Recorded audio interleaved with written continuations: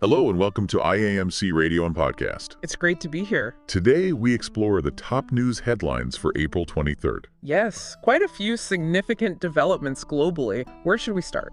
Let's begin in Nigeria.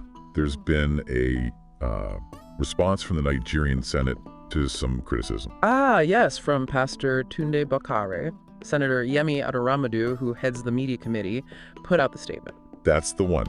They labeled the pastor's comments, I think the phrase was sweeping generalizations and disparaging commentary. They seem quite concerned it could damage public trust in, democratic institutions. And Bakare, he's a cleric, but also a former presidential aspirant, right? Exactly. And the Senate didn't shy away from pointing that out. They suggested his comments might be politically motivated. Calling it a biased and political ecumenical homily. That's quite a phrase. It is. They also reminded him, subtly perhaps, about his legal background. Right, about respecting constitutional boundaries, especially with matters, currently before the courts. And Senator Adoramadu directly challenged the idea that the Senate is sort of subservient to the executive branch. Did he give examples? Yes, he mentioned disagreements, like over parts of the presidential declaration concerning the river's state of emergency, to show they aren't just rubber stamping things. Interesting. They also pushed back against comparisons to past assemblies. They did, pointing out that unlike maybe some past scenarios like the third term issue, the current executive hasn't made similar unconstitutional moves that required legislative rejection. And they noted some inconsistency, that Bakare has apparently criticized past assemblies he now praises? Correct, suggesting maybe his rhetoric changes depending on the situation. So the Senate seems confident that over time, people will see 10th Assembly's actions are in Nigeria's best interest. Basically, yes. They ended with a call for constructive criticism based on facts, not resentment. Okay, let's shift gears to ECOWAS. There was a meeting in Ghana. Yes, a two-day meeting starting Tuesday, focused on the withdrawal of Niger, Mali, and Burkina Faso from the bloc. Those three countries, led by juntas, officially left earlier this year. So this meeting is about the nuts and bolts. Pretty much. The modalities of the withdrawal, the implications for ECOWAS institutions still operating in those countries, that sort of thing. ECOWAS had put out some guidelines before, right? Trying to maintain some ties. They had. Things like free trade, visa-free movement based on existing protocols. They planned a structure for discussions. But then the Alliance of Sales States, the AES, that those three countries did something else. They did. Just about 3 weeks ago, they slapped a 0.5% import duty on goods coming from ECOWAS countries. Humanitarian aid is excluded, though. That definitely seems like it complicates ECOWAS's goal of free movement of goods. Absolutely. It looks like a countermove and maybe a way for the AES to generate some revenue. Okay, let's move over to Europe now. Big news with the EU and tech companies. Very big. Fines for Apple and Meta under the new Digital Markets Act, the DMA. How much are we talking? Apple got hit with $500 million and Meta with $200 million, so $700 million total. Wow. And these are the first fines under the DMA. That's right. The act is meant to force the big tech players to open up their platforms, increase competition. So what specifically did Apple do wrong, according to the EU? It was about stopping developers from telling customers about cheaper deals outside the App Store. Anti-steering, basically. Long-running complaint. And Meta. Their fine was related to the pay or consent system.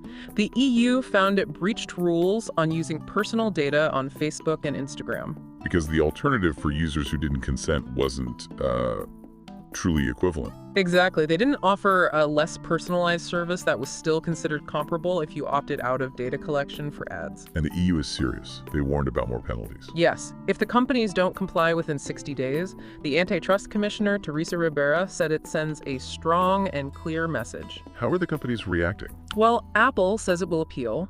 They argue the EU is targeting them unfairly, forcing them to give away tech. And Meta? Meta criticized the EU, too, claiming it hinders American businesses while others operate differently and that the changes would cost billions and lead to a worse service. But there was some positive news for Apple, too. A little bit, yes. The EU closed a separate investigation into user choice obligations.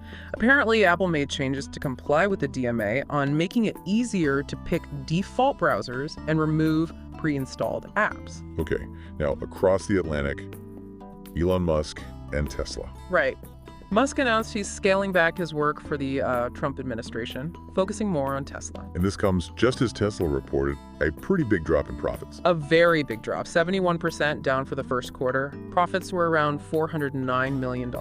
And Musk himself linked the timing, reducing his government work. He indicated his time with the Department of Government Efficiency, or DOGE, would decrease significantly starting next month. And analysts are connecting the dots between his DOGE role and Tesla's sales. Some are, yes, suggesting the brand might have taken a hit because of his involvement in, well, federal workforce cuts and the associated politics. Revenue was also down 9%. Tesla even pulled back its forecast for the year. They retracted their 2025 guidance, cited unpredictability in trade policy and demand, even mentioning how changing political sentiment could impact things. It shows how much external factors can play a role. Definitely.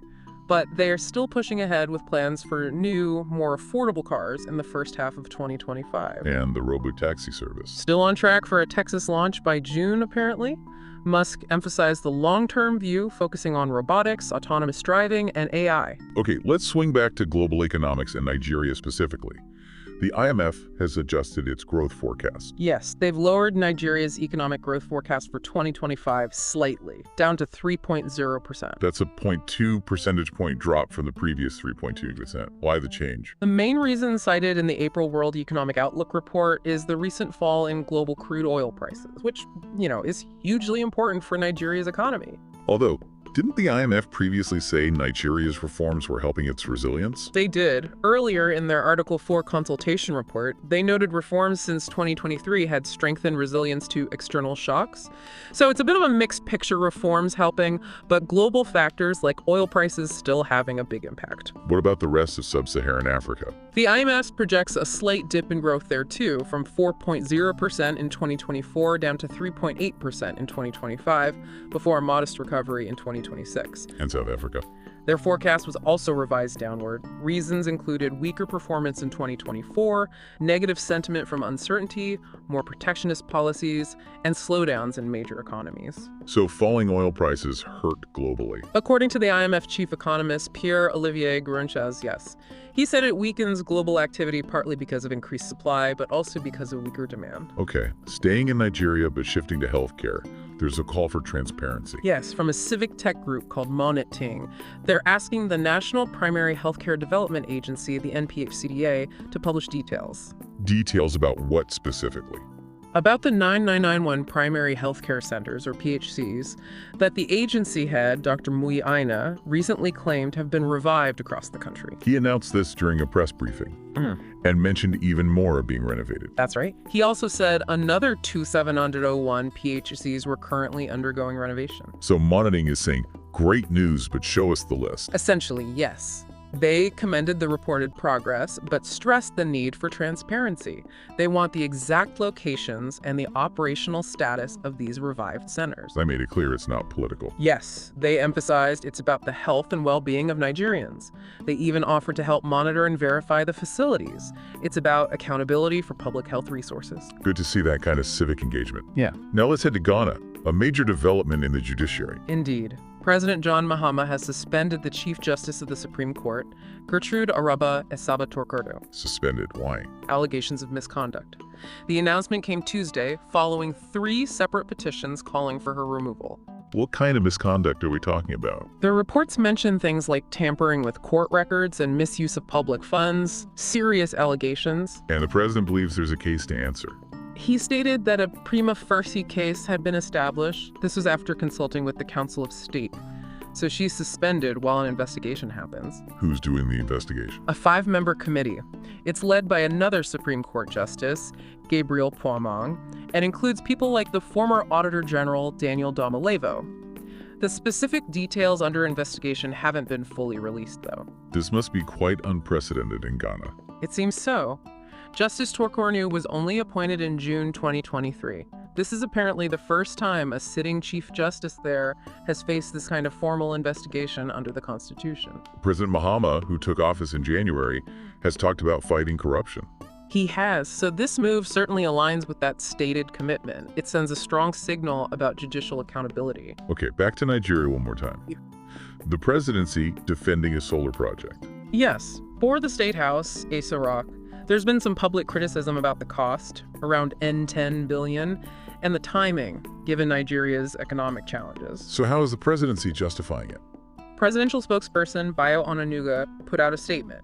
He framed it as a strategic, sustainable, long-term investment. Comparing it to other presidential residences. Exactly.